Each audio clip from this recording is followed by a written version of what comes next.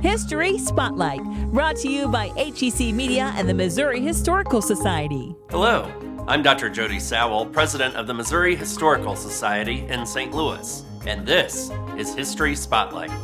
One of St. Louis's most distinguished female citizens lived a lifestyle few women of the late 19th century could imagine. Public historian Amanda Clark shares her many contributions to the 1904 World's Fair. In the late 19th century, Florence Hayward was living a life few women could imagine.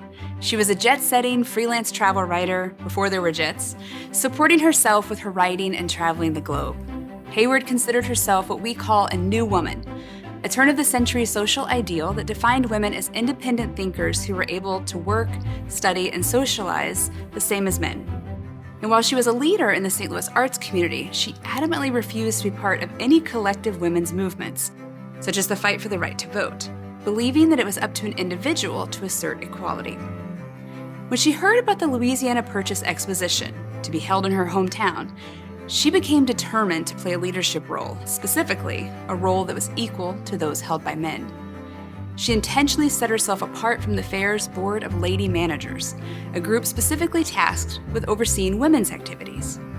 Florence was able to make her way into the upper levels of fair management by providing intel on a potentially shady contractor, and she was rewarded by being named a roving commissioner to European countries, and her job was to promote the fair abroad, specifically to women. In 1902, Florence left for England, and from there, she took that job into her own hands. Instead of sticking to fair promotion, she took it upon herself to negotiate some blockbuster exhibits with foreign leaders. Her two biggest gets were convincing the British royal family to loan Queen Victoria's priceless jewels and asking the Pope directly to loan major historic artifacts from the Vatican. When she got back to St. Louis, she was immediately put in charge of all historical exhibits, a job that she took from Pierre Chouteau III.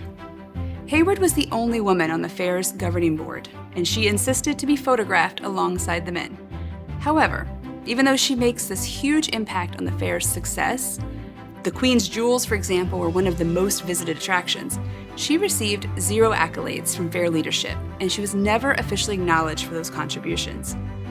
Internationally, though, Florence was named to prestigious groups like the Royal Academy of Arts in London, and she was made an officer of the French Academy. When she died in 1922, her St. Louis obituary named her as one of the city's most distinguished female citizens. Next on History Spotlight, 30 Years a Slave and 4 Years in the White House, the life of Elizabeth Keckley. To learn more about the Missouri Historical Society, visit mohistory.org.